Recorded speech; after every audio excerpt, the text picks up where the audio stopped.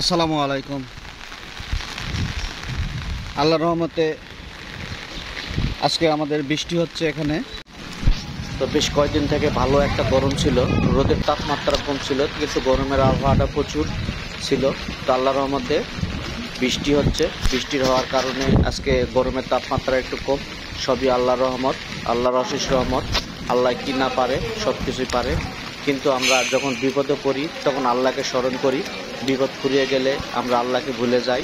আমাদের যে আল্লাহ আছে এটা আমরা একবারে ভুলে যাই। আমাদের যেমন তিনবেলা খিদা আছে, খিদা লাগলে আমরা খাওয়ার জন্য ছুটে যাই, বিভিন্ন জায়গায় দৌড় পারি, ছুটাছুটি করি খাওয়ার জন্য।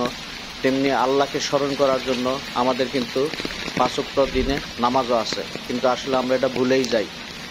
আমরা যেমন বিপদে পড়লে আল্লাহকে স্মরণ করি, বিপদ ফুরিয়ে গেলে আল্লাহকে স্মরণ করি না, এটাই হচ্ছে আমাদের সবচাইতে বড় ভুল, সবচাইতে এটা আমাদের খারাপ অভ্যাস। আসলে আমাদের কিন্তু উচিত 5 ওয়াক্ত নামাজ পড়ার জন্য।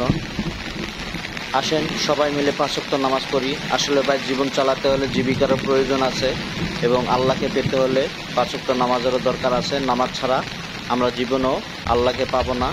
আল্লাহ সর্বশক্তিমান। আল্লাহকে স্মরণ আমাদের অবশ্যই করতে হবে, যেহেতু মুসলমান ঘরে জন্মগ্রহণ করছি। আমরা চার দোকানে এখানে এখানে বসে আমরা আড্ডা দেই, এদিক এদিক ঘুরে আড্ডা দেওয়ার সময় পাই। আসলে নামাজের কথা হলেই, আল্লাহর ঘরে আজান দিলেই আমাদের সময়, ব্যস্ততা আমাদের বেড়ে যায়। আসলে ভাই যে যতই ব্যস্ত থাকি, যে যতই কাজ করি, আমাদের মনটাই হচ্ছে সবচেয়ে বড় জিনিস।